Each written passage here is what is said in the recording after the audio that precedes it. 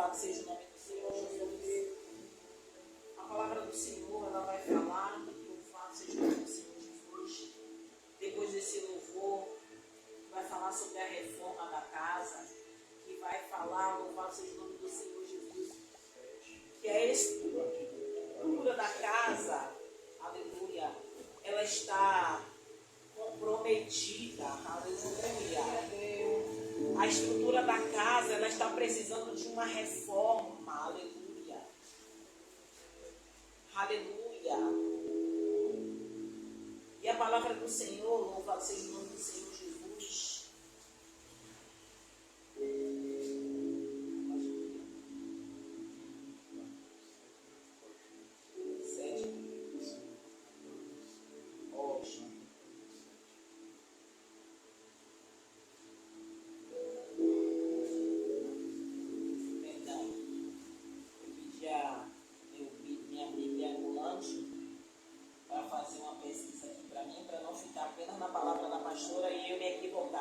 Não que eu não conheça a palavra, conheço a palavra, mas eu queria dar referência à igreja, para que a igreja entendesse.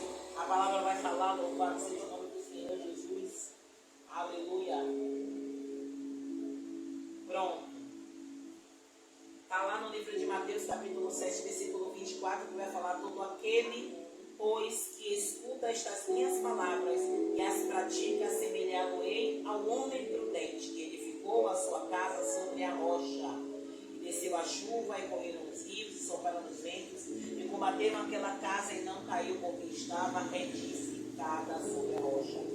E aquele que ouve estas minhas palavras e não as cumpre, compará-lo-ei a um homem insensato que edificou a sua casa sobre a areia.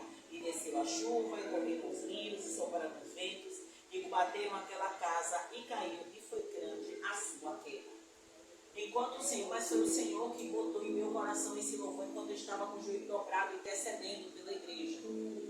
E o Senhor falava, aleluia, que quando acontece uma reforma e o louvor ele começa, que é mais fácil começar uma casa do zero do que pegar uma casa rachada, destruída. Nosso diácono é um homem multiuso, é um homem que tem 1001 utilidades. Não que ele seja destacável, não, um homem que tem muito conhecimento de muita coisa. O nosso diácono, ele trabalha com construção, trabalha com hidráulica, elétrica, de grande porte, de pequeno porte. E uma casa, quando ela precisa de uma reforma, é preciso fazer um estudo. Vai ter que olhar para ver como é que está a estrutura, muitas vezes até quebrar certas partes da viga, a gente chama de viga, né? Para ver se a estrutura pode comprometer a casa, e aí pode cavar para ver. Mas quando vai se levantar uma casa do zero, não, eles vão se preocupar em fazer uma fundação que possa suportar a casa. Mas quando é uma reforma, às vezes quem vai reformar não é quem construiu. E quem vai reformar, louvado seja o nome do Senhor Jesus, precisa ter esse cuidado para que o serviço seja bem feito e a estrutura da casa não venha a ser comprometida no longo dos anos. E o louvor vai falar a respeito de uma casa espiritual chamada Meu e Seu Coração. E o Senhor também vai falar no livro de Mateus, no Evangelho de Jesus, segundo escreveu Mateus no capítulo 7, a partir do verso 24, que o homem prudente, ele edifica a casa numa rocha, porque a gente sabe que os grandes empreendimentos, eles vão perfurar o solo, meu diácono me corrija, até chegar a um lugar rochoso, em que a estrutura não venha a ser comprometida com o peso dos andares de um edifício sendo construído. Por isso que até, obrigado Jesus, a construção da ponte demorou para poder essa avaliação acontecer, porque eles não estavam encontrando uma rocha que fosse suficientemente firme para que a estrutura da ponte fosse feita. As rochas que foram encontradas na profundeza do oceano, do mar, elas não tinham uma estrutura firme, elas estavam cedendo. Então eles precisaram pesquisar mais profundamente e ainda foram para uma outra área para encontrar a rocha que fosse certa para que esse empreendimento fosse feito. Observe, o homem, quando ele vai construir, ele precisa estudar o solo, ele precisa estudar onde ele vai fazer o empreendimento, porque ninguém constrói em cima de um charco de lodo, como a gente fala. Ninguém vai construir em cima de um mangue. Ninguém vai construir sobre um lugar que não tem uma estrutura para suportar algo pesado. Aí eu digo a você, vamos no reino espiritual, no campo espiritual. Muitas vezes nos encontramos parecido àquele solo incrível, como a própria palavra vai falar, construiu a casa sobre areia. Como assim, pastora? A senhora está falando algo sobre nós? Não. Eu estou trazendo a referência de muitas vezes a gente se colocar em uma situação delicada a ponto do solo da nossa fé ser areia. A gente não colocar as bases firmes para sustentar a nossa fé. E a palavra vai falar, louvado seja o nome do Senhor Jesus, uma parábola que Jesus vai falar a respeito da semente. O homem sai a semear e a semente cai na beira do caminho. Aí a palavra vai falar que aquele caminho não tinha solo suficiente para aquela planta germinar, mas ainda aquela semente, ela cresceu, mas não tinha estrutura para ter profundidade. A palavra também vai falar em um determinado lugar onde essa semente caiu, que as aves comeram. A palavra também vai falar que caiu num lugar onde tinha espinhos. E quando a semente começou a germinar, os espinhos sufocaram. A palavra vai falar que também foi colocado, caiu em um pedregal. Não tinha um solo adequado para aquela semente crescer. Mas também, por fim, aquela semente ela cai no solo fértil. E o solo fértil se chama coração desejoso de conhecer Jesus mais e mais.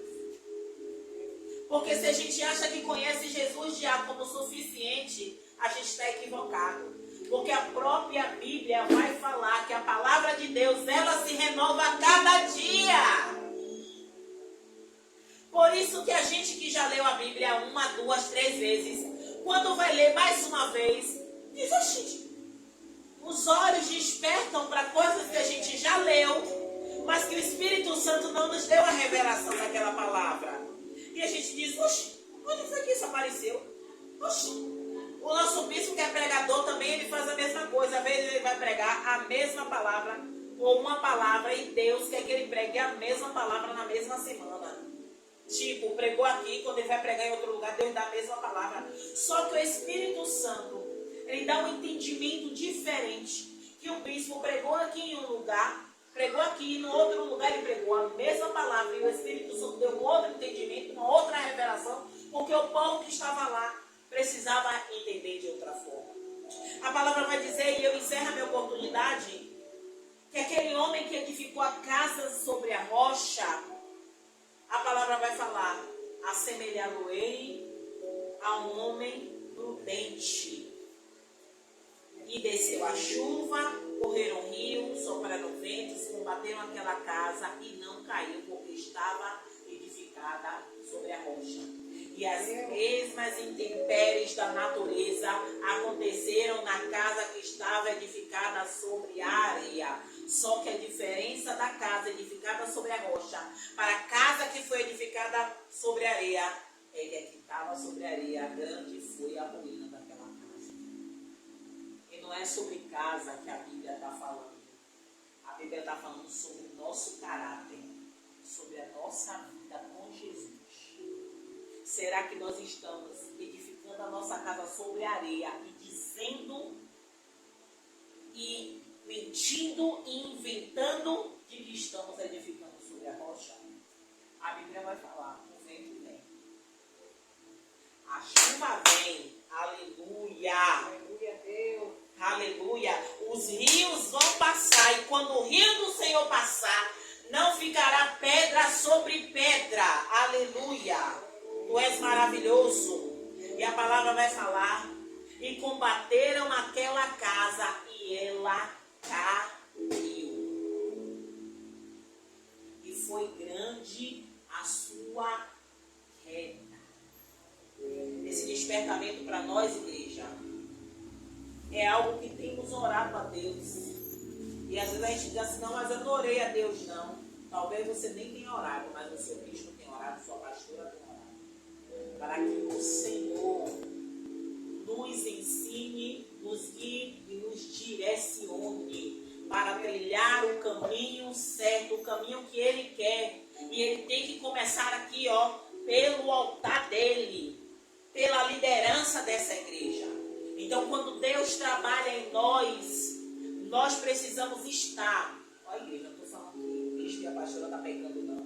Mas eu estou falando que Deus traz para a nossa vida aquilo que precisamos multiplicar, trazer a luz da Bíblia, trazer o entendimento, trazer o despertamento. Para quê? Porque quando Jesus voltar, Ele vai cobrar ao bispo, vai cobrar a pastora cada coisa que Ele mandou falar.